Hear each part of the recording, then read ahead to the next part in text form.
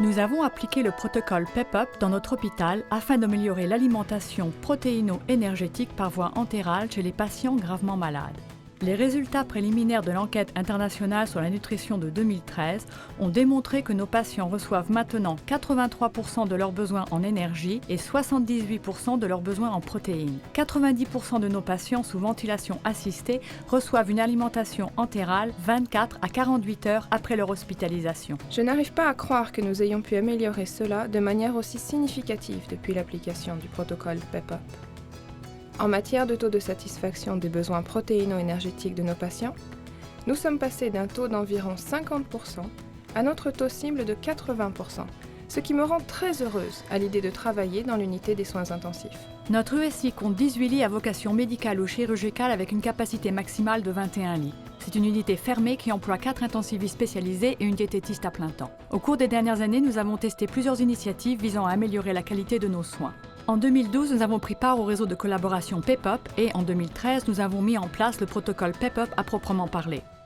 18 sites partout en Amérique du Nord ont participé à l'essai contrôlé randomisé par groupe. Une capacité d'administration entérale suffisante fut le principal résultat. Par ailleurs, aucun problème de sécurité sanitaire n'a été signalé et le personnel infirmier a jugé le protocole tout à fait acceptable car il n'augmentait pas la charge de travail de ses membres. Voici les principales caractéristiques du protocole PEP-UP. Tous les patients recevront initialement une préparation contenant 100% de peptides de lactosérum. Tous les patients commenceront par un supplément modulaire contenant 100% de protéines de lactosérum s'ils ne prennent pas déjà de préparation très riche en protéines. Tous les patients recevront du méthoclopramide, un prokinétique, le jour 1 de l'alimentation entérale.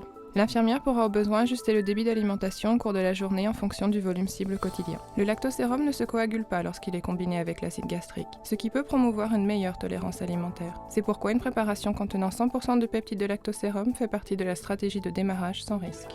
L'alimentation en fonction du volume est basée sur le volume total pour 24 heures plutôt qu'un débit à l'heure. On détermine le débit de perfusion initiale en divisant le total par 24. Le débit à l'heure peut être modifié au cours de la journée en raison d'interruptions vous amenant à quitter l'unité, prise de test, chirurgie, procédure, etc., en vue d'atteindre le volume total pour 24 heures. Durant votre ronde interprofessionnelle quotidienne, les infirmières signaleront et noteront le pourcentage d'alimentation administrée aux patients la veille. Jetons un coup d'œil à l'ordonnance initiale d'alimentation entérale. Il existe 3 options. La première option consiste à initier l'alimentation basée sur le volume. La période de 24 heures dépendra de votre unité de soins intensifs. Dans notre unité, l'organigramme pour une période de 24 heures commence à 7 heures. Le jour 1, commencez l'alimentation à raison de 25 ml par heure. Le jour 2, déterminez le débit d'alimentation en fonction du volume cible pour 24 heures. Consultez une diététiste pour le calcul du volume cible pour 24 heures. Si aucune diététiste n'est disponible, utilisez les objectifs basés sur le poids, indiqués sur l'ordonnance initiale d'alimentation entérale, jusqu'à ce que le patient soit évalué. Déterminez le débit à l'heure conformément au document horaire d'alimentation basé sur le volume. Surveillez le volume gastrique résiduel selon les documents organigramme pour l'alimentation gastrique et horaire d'alimentation basé sur le volume. L'option 2 consiste à commencer l'alimentation trophique ou alimentation goutte à goutte, comme nous l'appelons dans notre USI. On administre une préparation contenant 100% de peptides de lactosérum à 10 ml par heure, une fois la mise en place de la sonde confirmée. On ne surveille pas le volume gastrique résiduel, mais on réévalue quotidiennement la capacité du patient à passer à une alimentation basée sur le volume. L'alimentation trophique est conçue pour les patients qui reçoivent des vasopresseurs, si la réanimation a été adéquate, et les patients qui ne peuvent pas recevoir d'alimentation basée sur le volume, comme le cas de rupture d'anévrisme de l'aorte abdominale, de jéjunostomie chirurgicale, d'anastomose intestinale haute, d'intubation imminente ou de risque de syndrome de réalimentation. L'option 3 est NPO. Et comme je le dis souvent, dites non à NPO. Mais il y aura parfois des exceptions comme les cas de perforation intestinale, d'obstruction intestinale ou de fistule proximale à débit élevé. Néanmoins, il faut réévaluer quotidiennement la capacité du patient à passer à une alimentation basée sur le volume.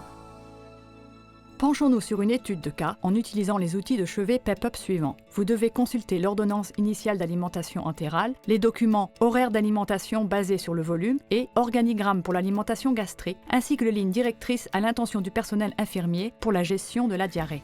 Un homme de 73 ans est admis à l'unité des soins intensifs USI à 21h. Il présente un essoufflement et une faiblesse depuis 3 jours, une détresse respiratoire, un taux de saturation en oxygène de 88%, oxygène administré à un débit de 15 litres par minute et une fréquence respiratoire de 36 respirations par minute. Il est intubé et reçoit une FiO2 de 50%, une PEEP de 15 et une ventilation spontanée avec aide inspiratoire de 12. La saturation en oxygène s'est améliorée et la fréquence respiratoire est de 14 respirations par minute. Le patient présente des antécédents médicaux significatifs de MPOC et de dépendance à l'alcool.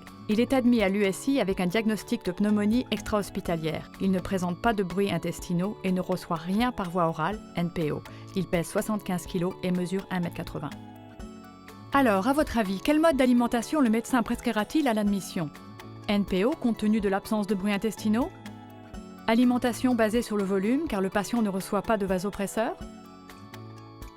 Alimentation trophique conformément au protocole PEPOP? Ou administration de métoclopramide jusqu'au retour des bruits intestinaux? Beaucoup d'entre vous auraient probablement choisi de commencer l'alimentation trophique selon le débit du protocole PEPOP, mais la bonne réponse est de commencer l'alimentation basée sur le volume car le patient ne reçoit pas de vasopresseur et est hémodynamiquement stable. Il a été admis aux soins intensifs pour déterminer son état respiratoire. Le patient a-t-il besoin de suppléments de protéines? Oui, chaque patient soumis au protocole PEPOP recevra des suppléments de protéines car il faut éviter une carence alimentaire. Et, rappelez-vous, ce patient présentait un essoufflement et une grande faiblesse depuis 3 jours chez lui. Regardons l'ordonnance initiale à l'admission.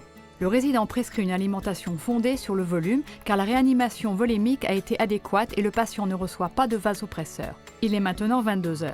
Le jour 1 seulement, l'alimentation est initiée à raison de 25 ml par heure. Ainsi, à partir de 21 h jusqu'à la fin de votre quart de nuit, vous continuerez d'alimenter le patient à raison de 25 ml par heure. Le jour 2, l'alimentation basée sur le volume est initiée. À 7 h, le patient n'a toujours pas été évalué par une diététiste. L'infirmière recalcule le débit d'alimentation entérale à l'heure pour les 24 prochaines heures en fonction du poids du patient ou jusqu'à ce que celui-ci soit réévalué pendant une tournée. Alors, quel sera le nouveau débit? Jetons un coup d'œil au tableau. Repérez le poids du patient. Il pesait 75 kg à l'admission. Regardez la moyenne sur 24 heures. Divisez le poids par 24 pour obtenir le nouveau débit correct de 46 ml par heure. Le patient continue de recevoir une alimentation basée sur le volume, conformément au protocole PEPOP, mais il développe une diarrhée et a 4 à 5 selles molles par jour. Laquelle des mesures suivantes serait adéquate? Cesser l'alimentation par sonde? Interrompre l'administration de métoclopramide? Appliquer les lignes directrices pour la gestion de la diarrhée? Ou réduire le débit d'alimentation par sonde? La réponse est C. Appliquer les lignes directrices pour la gestion de la diarrhée. Trop souvent, on cesse l'alimentation par sonde à cause de la diarrhée, ce qui peut influer considérablement sur la qualité d'alimentation du patient. Les lignes directrices pour la gestion de la diarrhée ont été élaborées pour aider le personnel infirmier à gérer la diarrhée sans cesser l'alimentation par sonde. À 8 h du matin, vous avez mesuré le volume gastrique résiduel et il est de 350 ml. Vous remplacez l'aspira et continuez l'alimentation selon le débit cible. À 12 h, ces résidus gastriques sont mesurés à nouveau et demeurent inchangés à 350 ml. Qu'allez-vous faire? Remettre l'aspira et réduire le débit horaire de 50 ml? Remettre toute la quantité d'aspira et maintenir le débit d'alimentation actuel? Remettre 300 ml d'aspira et réduire le débit horaire de 25 ml? Ou ne pas remettre l'aspira et cesser l'alimentation par sonde? Reportez-vous à l'organigramme pour l'alimentation gastrique pour vous aider à déterminer les étapes suivantes pour votre patient. La bonne réponse consiste à remettre 300 ml d'aspira et réduire le débit horaire de 25 ml. Au 3e jour d'hospitalisation, le patient a été réévalué par une diététiste et reçoit maintenant une alimentation sur 24 heures fondée sur le volume, 1500 ml. L'alimentation a été interrompue pendant que le patient subissait un examen et n'a pas été reprise après son retour à l'unité. À 17 h, l'alimentation était interrompue depuis 4 heures. Quel débit d'alimentation adopterez-vous pour le reste de la journée? Pour répondre à cette question, nous devons utiliser les outils du protocole PEPOP. Nous savons que le nouveau volume cible quotidien est de 1500 ml. Par conséquent, grâce au document horaire d'alimentation basé sur le volume, nous pouvons déterminer qu'au début de la journée de l'organigramme, le débit a été fixé à 63 ml par heure. Nous savons que le patient a été alimenté selon un débit de 63 ml par heure jusqu'à 13 h. Par conséquent, durant cette période de 6 heures, il a reçu 378 ml de préparation alimentaire. Si le volume cible quotidien du patient est de 1500 ml et qu'il a déjà reçu 378 ml, nous devons soustraire pour déterminer qu'il nous reste 1122 ml à lui infuser. Et étant donné que l'horaire d'alimentation basé sur le volume se fait par tranche de 50, on doit arrondir à 1150 ml.